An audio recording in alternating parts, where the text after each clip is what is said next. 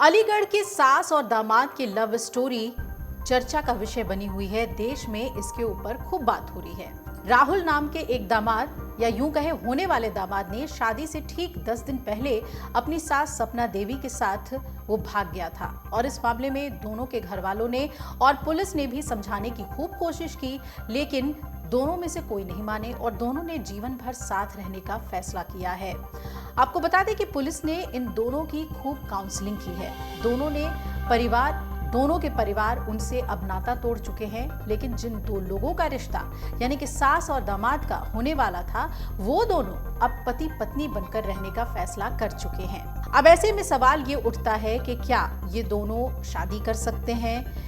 कानून भारत का क्या कहता है? क्या इन्हें जेल की सजा हो सकती है या फिर इनके ऊपर कोई मामला नहीं बनता और ये पति पत्नी की तरह रह सकते हैं? इस रिपोर्ट में हम आपको कानून के तहत यही बताने की कोशिश करेंगे कि इनका भविष्य क्या होने वाला है, भारतीय कानून क्या कहता है।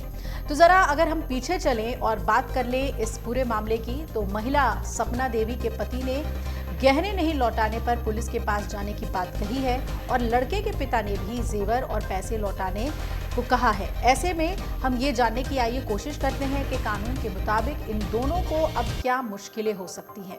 पहले तो ये समझना जरूरी है कि इनका अपराध क्या है। भारतीय कानून के मुताबिक दोनों ने कोई बड़ा अपराध नहीं किया है। राहुल के ऊपर कोई मुकदमा नहीं चलेगा। हालांकि सपना देवी के पति ने जो आरोप लगाए हैं कि वो 3.5 लाख रुपए और 5.5 लाख के गहने लेकर भागी है, तो ऐसे में सपना देवी को पैसे और गहने लौटाने होंगे। हालांकि सपना देवी ये कह रही है कि वो तो सिर्फ 200 रुपए लेकर घर से भागी थी।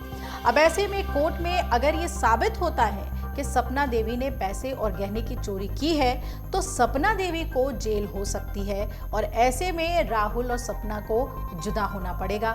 अगर ये साबित होता है कि चोरी में राहुल ने भी मदद की, तो उसे भी किसी जुर्म में मदद करने के बदले सजा हो सकती है, यानी कि दोनों जेल की हवा खा सकते हैं। हालांकि इसकी संभावना बेहद कम है और इस स्थिति में ज्यादा संभावना इस बात की ही है कि सपना देवी को बरी कर दिया जाएगा।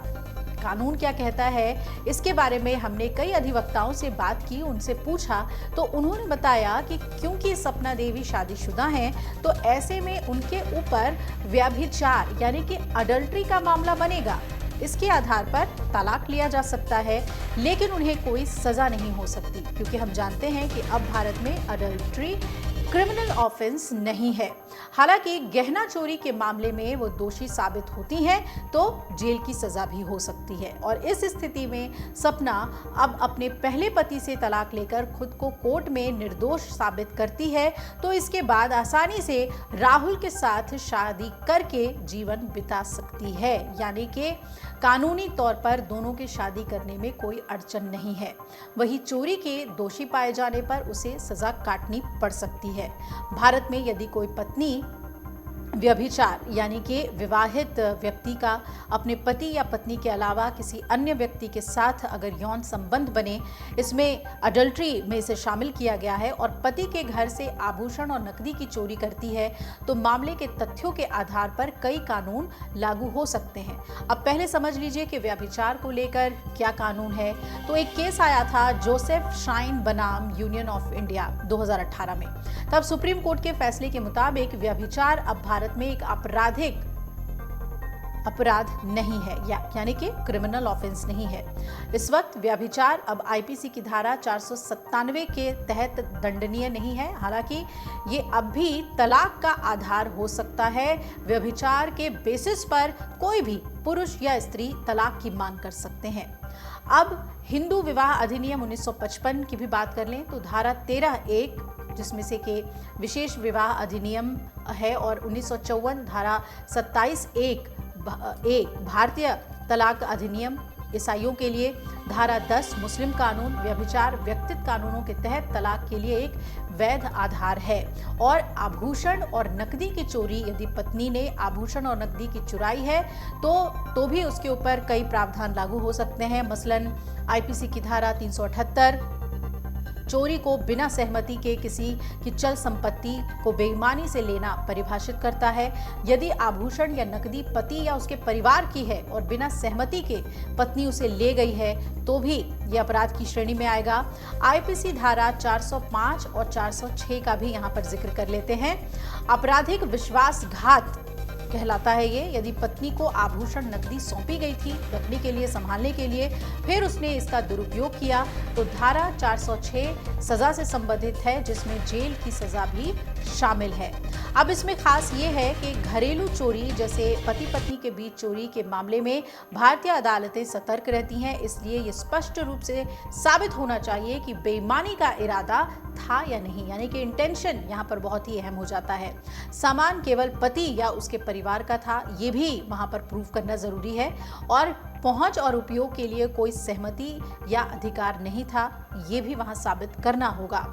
अब शिकायत दर्ज कराना, यानी कि पुलिस स्टेशन में जाकर शिकायत दर्ज की जा सकती है, जो कि सपना के केस में उसके पति ने कराई है, और साक्ष्य जैसे कि सीसीटीवी, बैंक निकासी, गवाहों की गवाही इकट्ठा करना भी जरूरी होगा, यानी कि जो भी आरोप आप लगा रहे हैं वो अदालत में साबित भी होना चाहिए। इसके अलावा चोरी की गई संपत्ति की वसूली के लिए सिविल केस भी दायर किया जा सकता है।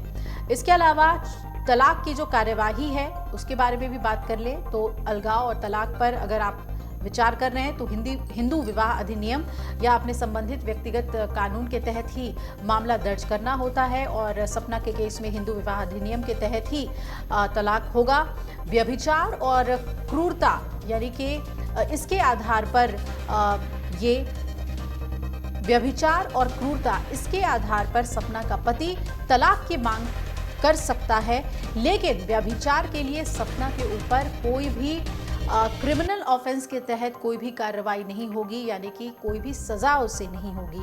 तो ऐसे में कुछ बातें तो बिल्कुल साफ हो गई हैं कि व्यभिचार के बदले में सपना का पति उससे तलाक तो ले सकता है, लेकिन उससे सजा नहीं दिलवा सकता। हाँ, चोरी के मामले में ज़रूर सजा और फिर कानूनी कार्रवाई हो सकती है, और अगर वो साबित कर देता है कि सपना ने गहने और पैसे चोरी किए तो उसे जेल की सजा हो सकती है।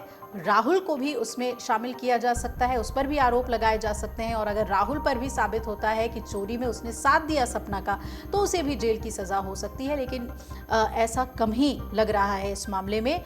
और अगर ये दोनों ही हर तरीके से इन केसेस से बाहर आ जाते हैं, इनके ऊपर चोरी का आरोप सिद्ध नहीं होता है, तो ये आसानी से शादी कर सकते हैं, लेकिन उसके लिए ज़रूरी होगा कि सपना को अपने पति से तलाक मिल जाए।